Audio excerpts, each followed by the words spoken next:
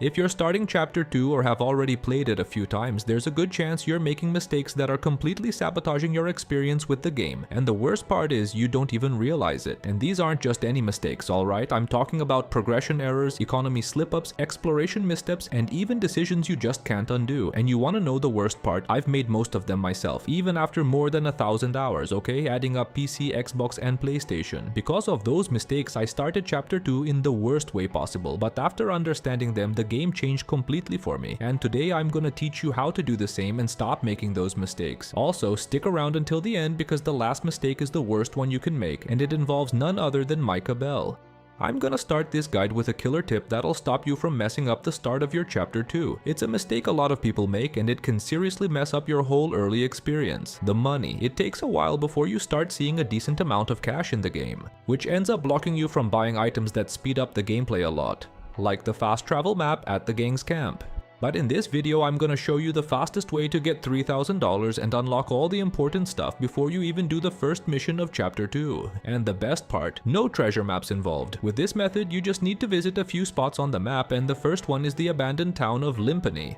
She's just a few meters from the camp at this point on the map. Once you get there, look for the sheriff's office because right under the sheriff's desk there's a locker with the first gold bar, and as a bonus you'll also grab the recipe for the improved horse stimulant. Since you're already in Limpany, head up to the saloon's second floor. There you'll find a Valerian root on one of the windows. Collect it and keep it in your inventory because it's going to be really useful later on in the video.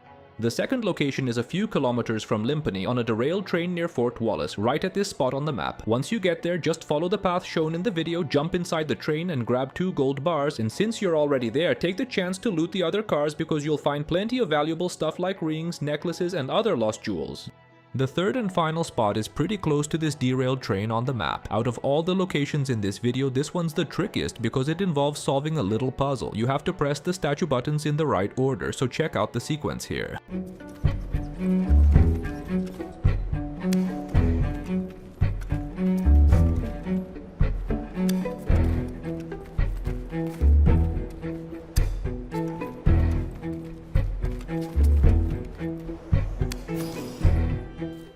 After pressing the buttons in the right order, you'll be able to collect 3 gold bars. Adding those from Limpany and the train, you end up with a total of 6 bars. With all that in hand, just visit a fence to sell them. The one at Emerald Ranch unlocks after a few missions, so the best option early in the game is the one in Rhodes, which is available from the start. After selling the bars plus the extra items, you'll rack up over $3,000 in your inventory. That's more than enough cash to secure important upgrades and avoid stalling your experience right at the beginning of the game.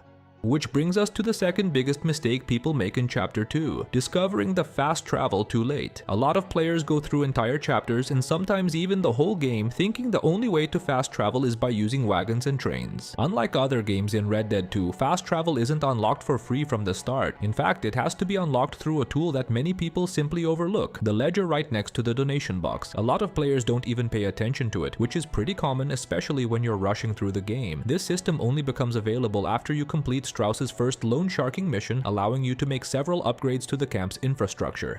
But at the start of the game, these upgrades are pretty expensive, and you're unlikely to have enough cash to invest in everything. And this is where the $3,000 we grabbed earlier comes into play and takes center stage. With that money, you can basically start buying almost all the upgrades right away, something that would normally only happen around Chapter 4 or even 6. In other words, this tip makes managing the camp's logistics way easier, and among these upgrades is the map in Arthur's Tent. Besides unlocking fast travel directly from the camp, it also lets you fast travel from anywhere on the map. You just open the radial menu, set up a campfire, and pick your destination. This is a super important feature that, believe it or not, some people spend hundreds of hours in the game without even knowing it exists. This one is simply one of the biggest mistakes you can make at the start of Chapter 2, and the worst part is it's a silent mistake that slowly sabotages your gameplay without you even noticing. I'm talking about those status circles above the minimap, health, stamina, and deadeye. They do naturally improve as you progress through the game, but the truth is this process is way too slow, so slow that a lot of people finish the entire campaign without ever maxing them out, and then the game turns into a whole different experience. Arthur dies easier, gets tired faster, and deadeye barely lasts. Now pay close attention to this. There's a way to completely break this system and get all the circles maxed out before even the first mission of Chapter 2. Yeah, you basically turn Arthur into a war tank right from the start of the game. And for that, we're going to use the familiar elixirs, liquid preparations that directly boost Arthur's core stats. Rockstar designed these items to be collected slowly over dozens of hours, but we're not going to play that way. We're going to speed things up, and for that we'll need one bottle of each type. The first is the ginseng elixir. It increases Arthur's health and can be found at this spot on the map in Heartlands, hidden inside a tree trunk. Still in Heartlands, we find the second item, the Age Pirate Rum, responsible for boosting Deadeye. It's located at this spot on the map in Twin Stack Pass on top of a hill. Once there, just follow the trail around the hill until you find the rum inside a small locker. Finally, we have the Valerian Root that boosts stamina. It's located just a few meters from the camp in the abandoned town of Limpany, in a window on the second floor of the saloon. Back in the gold bar section, I already told you to grab it on the way, but if you haven't done that yet, just head back to town and collect it at your own pace. And with all three items in hand, here comes the glitch. Find a fence or any obstacle that Arthur can jump over. The trick is to position yourself right in the center, open the radial menu, and use the elixir. And the moment Arthur starts the animation, hit the button to jump the fence. If done right, Arthur will consume the elixir, but the item won't be removed from your inventory. This happens because the item is consumed right at the start of the animation, but it only gets deducted from the inventory at the end of it. And since we cancel the end of the animation by vaulting the fence, the game doesn't register the usage. You'll know the method worked when the effect shows up on screen, but without that message popping up in the bottom right corner saying it was consumed. And if you want, you can practice first with simple tonic or even food, because this method works with anything consumable in the game. Once you get the timing down, just repeat the process with the elixirs to see all three circles maxed out in just a few minutes. The result is an Arthur who's completely overpowered before the game even really starts, and as a bonus, you also get a head start on one of the most annoying prerequisites for 100% completion. But ideally, you should make a backup save before trying this method. That way you can load the game later and still have the elixir in your inventory in case something goes wrong and Arthur actually uses the item. And while we're on this, I want to talk about one of the biggest mistakes that can ruin your experience in Chapter 2, the autosave. The game even encourages you to keep it on right at the start of your playthrough. Don't get me wrong though, because this feature is super useful and convenient. But the problem is, if you use it the wrong way, it can really mess up your experience, both in Chapter 2 and throughout the rest of the game. Let me give you an example so you get what I mean. Red Dead 2 is packed with unique, missable events. They have lots of possibilities and can lead to completely different outcomes depending on your choices. But you're not always ready for these moments. A lot of times you get caught off guard, ignore the event, or make a bad decision, and if autosave is on and you don't have a manual backup save to go back to, that's it. You lose that event forever in that save, because many of them only happen once. And to avoid this, the solution is pretty simple. Just get into the habit of making manual saves. Whenever you start or finish playing, manually save the game. That way you'll always have a safe point to go back to if you mess up and want to fix it. Now, it's also not a great idea to fully turn off autosave, because let's be honest, unexpected stuff happens everywhere. Besides investing time in the game, nobody wants to lose all their progress because of a power outage or some other surprise issue, and that can just erase your progress. If you make a manual save, play for 3 hours, and well, then you can't save afterward. Now, did you know there's a super rare coat in the game that can only be unlocked during Chapter 2? If you don't grab it right at the start, you'll spend the whole playthrough without being able to use it. This is definitely one of the biggest mistakes in Chapter 2, and it's directly linked to the previous mistake because if you don't have a backup save, there's no way to go back and get the coat later. During this chapter, Pearson asks you to hunt a rabbit for the camp. If you complete that task, he rewards you with the scout jacket, a really stylish and unique denim jacket that always grabs attention whenever it shows up in gameplay. And it's no coincidence. It stands out because it's extremely rare. You can only unlock it in Chapter 2 through an event that's hard to trigger. I've seen tons of players with over 1,000 hours who've never even heard of this item, but now I'm gonna teach you how to flip the script. The problem is this event is pretty annoying to spawn, so here's a simple tip. Create a manual save and start stalking Pearson between 10 AM and noon. During this time frame, there's a chance he'll head to the tent and whistle. If that happens, just get close and interact with him. After that, leave the camp, hunt a rabbit, which you can find pretty much anywhere in the game, and bring it to him. Then the gang's cook will reward you with that infamous jacket. But heads up, alright? You're gonna need a lot of patience because making this event happen is no walk in the park. Since we're talking about missable items, I couldn't leave out one of the coolest and rarest weapons in the game, Jim Boy Calloway's revolver, a unique Schofield revolver fully silver-plated with the phrase Canis Canem Edit engraved on it, a direct nod to Rockstar's Bully. Normally, Arthur should only get this weapon around Chapter 4, but there's a little known glitch that lets you grab this revolver way earlier, still in Chapter 2. The catch is that this method only works in this chapter, meaning if you miss it, you'll have to get the weapon much later. So here's the step-by-step. You head to Valentine's Tavern as usual, watch the opening cutscene, and wait for it to finish. After the scene, Theodore and Calloway will be sitting at the bar like nothing happened. At this point, you head over to the knife game on the table next to you and start the minigame. As soon as the game starts, everything goes haywire. The duo suddenly stands up and the NPCs switch to generic behavior, just wandering around randomly, and that's when you need to act fast. Quickly press the button to exit the minigame and head out to the street. There you'll find the two walking around and our target is Calloway. Now comes the tricky part because we need to make the gunslinger hostile, but the game won't let us shoot him directly.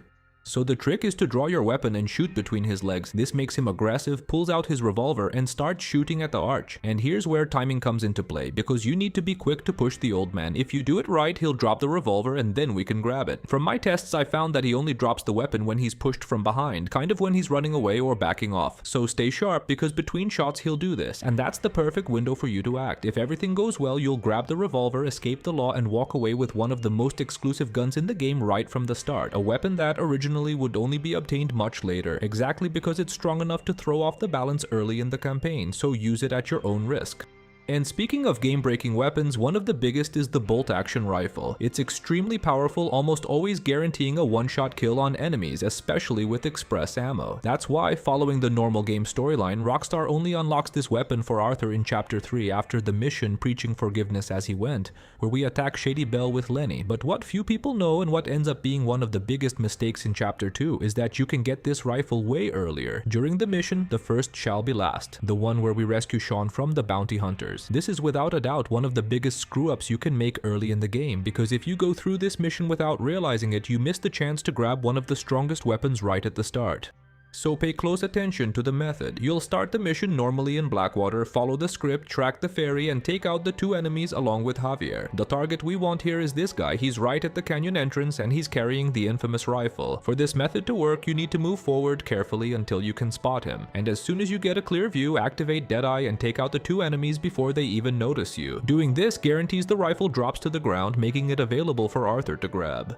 Now pay close attention to this detail, because you need to do it exactly this way. If you start the mission normally and let the enemy spot you, there's a good chance he won't drop the rifle when he dies. For some weird reason, he only drops the weapon if he's taken out before identifying Arthur, so take it slow and do everything right to secure this insane weapon right at the start of the game. And just a heads up, this method only works the first time you do the mission, so no point trying to repeat it later because the rifle won't show up. There are several other weapons you can get early in Chapter 2, but here I focused on these two to keep the video from getting too long. And if you want to dive deeper into this, check out my Chapter 2 weapon guide, because there you can build a full arsenal right at the beginning of the game. The link will be in the description.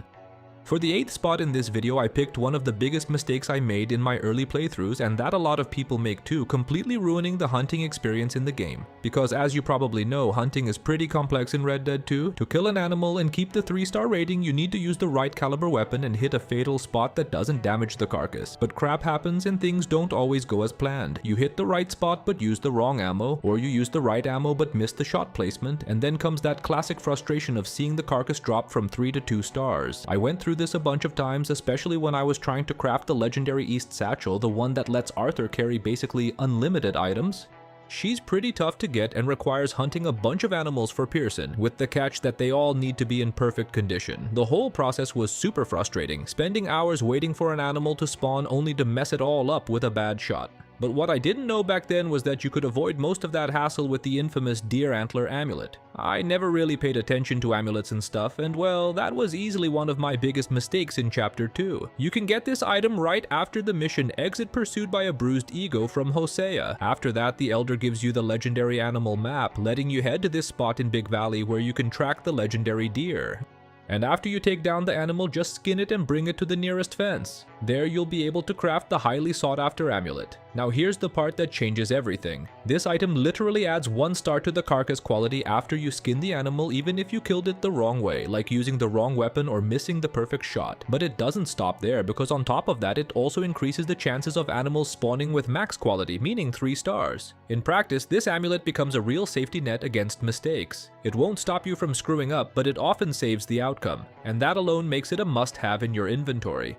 While the best saddle in the game is a real pain to get, the saddle pad on the other hand is way simpler. In my first playthroughs I didn't know this, and it really messed up my experience in Chapter 2, because at this point in the game the horses are still pretty slow and tire quickly. But luckily, to get the best saddle pad, you don't have to go on some crazy journey collecting a bunch of different pelts. You only need 1 panther pelt. The only catch is that it has to be in perfect condition. And here the deer antler talisman comes into play once again, because it boosts your chances of a 3-star panther showing up. Plus, it can save you if you mess up during the kill. The easiest spot to find a perfect panther is right here on the map, pretty close to the Catfish Jackson's family, and here's an important tip. You're gonna need a strong weapon to secure a perfect kill, and the bolt action rifle from the Xi'an mission fits perfectly here. I personally like to climb up this rock and wait. It's pretty strategic because from up there the panther can't attack you, meaning you eliminate the risk and make the hunt way easier. With the hide and paws, just head to the trapper and that's it. You already have the best saddle in the game in terms of stats, even in Chapter 2. And if you want to take it a step further and also get the best horses in the game right from the start, check out this channel, there's a video just about that. And remember how I said in the intro that the last mistake in this video would be the biggest of them all? The one I regretted the most making during my early playthroughs in Chapter 2? Well, I wasn't exaggerating, because ever since I figured out how to get around it, my whole experience with the game changed completely. But let's start from the beginning. At the start of the game, Arthur can only carry one sidearm at a time, just like in Red Dead 1. But as the story progresses, we unlock the double holster, and you get to use 2 sidearms at once, and that totally changes the way you play. The problem is, the game only unlocks this feature during the mission where we bust Micah out of jail in Chapter 2. So with that in mind, what did I always do? I'd rush to save the rat just to unlock the holster, and there lies the mistake, because that speeds up Micah's return to the camp, and from then on you have to deal with that toxic presence all the time. But what I didn't know was that there's a simple way to get the double holster without having to free Micah, meaning I was making one of the biggest mistakes in Chapter 2 without even realizing it. And the method is ridiculously simple. You just have to complete the first hunter challenge, which involves killing and skinning 3 deer, one of the most common animals on the map. Once you have the pelts, just go to a trapper, sell the items, and open the crafting menu. Then go to reinforced equipment and then master hunter. And there you'll find the much desired double holster. That's simple. Now you can use 2 sidearms at the same time, while Micah's still rotting away in jail over in Strawberry. And after I found this out, I always dragged my feet as much as possible before freeing him, and I'm telling you, the game feels way lighter without that guy around. Especially since that mission has a really heavy vibe. We invade the town, kill the sheriff and half the population, all just so Micah can get back his precious revolvers. But now I gotta ask you, have you ever stopped to think why all that happened? Why did Micah end up in Strawberry and on top of that, in the same cell as an O'Driscoll? That doesn't make any sense at all, and the more you think about it, the weirder it gets. Because according to the game itself, he didn't just randomly end up there, he had unfinished business in town, and that completely changes how we see this mission.